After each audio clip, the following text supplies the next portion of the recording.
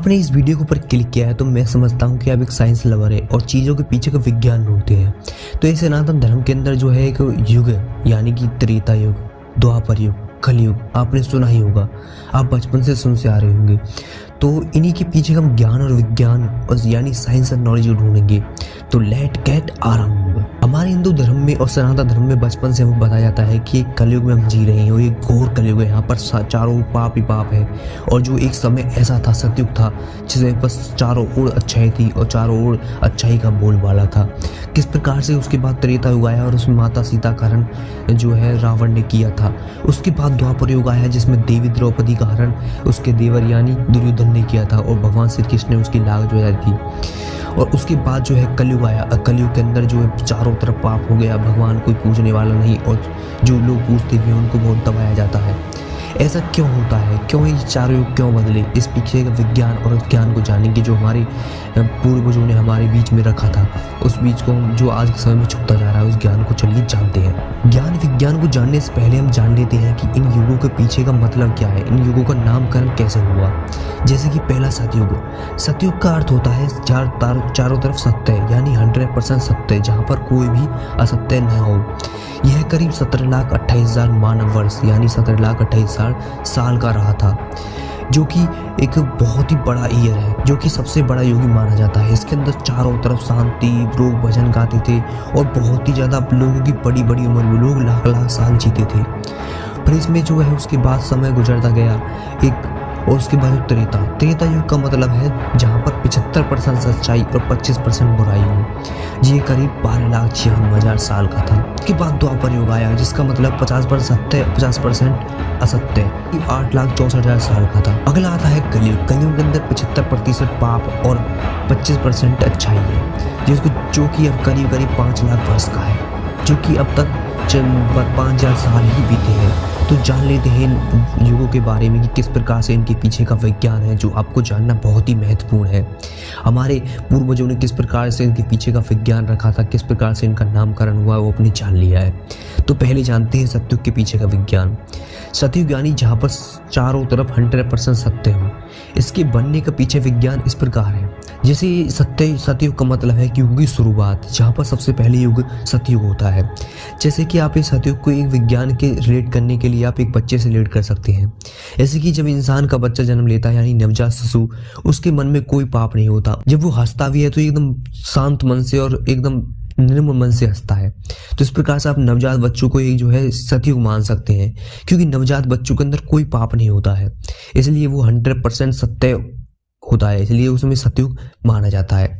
जहाँ पर मानव के अंदर कोई असत्य नहीं था, क्योंकि मानव का उस समय पर ब्रह्मा जी ने जन्म हुआ था, ब्रह्मा जी ने द्वारा मानव को बनाया गया था। उसके बाद जैसे ही मानव बड़ा होता गया, मानव ने विकास करता गया, उसके बाद त्रेता युग आया। इस युग में मानव जो है विकसित हो गया, थोड़ा विकसित हो गया और उसके बाद जो है एक बड़े बच्चे की तरफ बिहेव करने लगा, जैसे कि 8 और 9 साल के बच्चे करते हैं। 8 और 9 साल के बच्चे में थोड़ा पाप आने लगता है, वो कुछ बुराइयां सोचने लगते हैं, जैसे कि इस काम को मैं कर दूं तो क्या हो जाएगा, इस काम को मैं कर दूं क्या हो जाएगा। जहां पर 25% भाग जो है उसका बुरा हो जाता है, यानी कि 1/4 उसका भाग बुरा हो जाता है।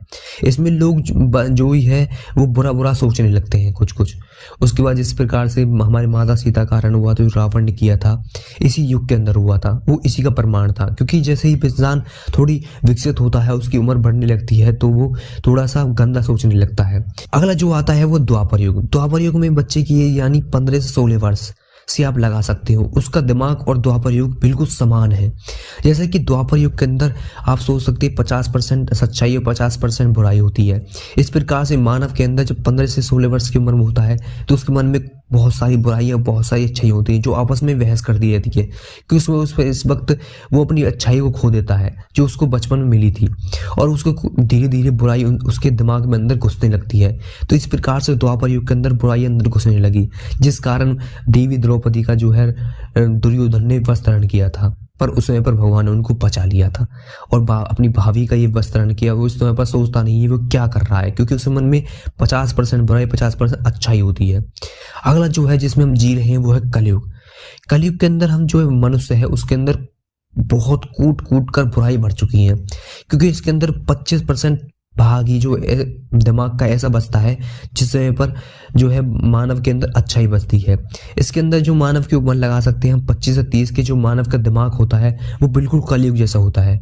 उसमें पर वो किसी के नहीं सोचता है, पर उसके मन में एक मन वहम आता है कि इस काम को मैं गलत कर रहा हूँ, गलत है, पर वो करता जाता है गलत। इस प्रकार से कलयुग के अंदर जो है मानव गलत काम करता जा रहा है, वो भगवान को नहीं मानता है, वो बहुत ज़्यादा गलत काम करता है, जिससे कि वो गलत काम के अंदर इतना अंदर घुस जाता है कि उसके 75% भाग जो है गंदा हो जाता है, जो कि कलयुग कहलाया। तो इस प्रकार से हम मान सकते हैं कि किस प्रकार से इन युगों को रखा गया है और किस प्रकार से ये युग बीतते हैं, उनको एक समय रेखा के अंदर बांध दिया गया है। अगर इसे बात का हम कंक्लूजन निकालें कि जब बच्चा पैदा होता है उसके मन में कोई पाप नहीं होता है तो वह सतयुग होता है। जब बच्चा थोड़ा बड़ा होता है तो उसकी उम्र बढ़ने लगती है और उसके सोच में मन में थोड़ी थोड़ी गंदगी आ जाती है तो वह त्रेता युग हो जाता है। आगे जब बच्चा थोड़ा और बड़ा होता है तो उसके मन में और गंदगी आने लगती है और उसका जो 50% भाग गंदा हो जाता है तो वो द्वापर युग हो जाता है। और बच्चा फिर और बड़ा होता है, माना और बड़ा होता है, तो बड़ा होने के बाद उसके अंदर बहुत सारी गंदगी आ जाती है और वो 25% भाग ही अच्छा रह जाता है और 75% भाग बुरा हो जाता है, जो कि कलयुग कहलाता है। और उसके बाद जो मानव का अंत हो जाता है, फिर दोबारा से एक शुरुआत होती है जो कि सतयुग कहलाता है। कहाँ से मानव को जो है 4 युगों में बांटा हुआ है, इनके पीछे का विज्ञान है जो हमारे पूर्वजों ने हमारे सामने रखे थे। उस समय पर आप सोच सकते हो किस प्रकार का ज्ञान और विज्ञान होता था जो आज के समय में पूरा तरह से लागू है और आगे तक लागू होगा, जो कि सनातन है।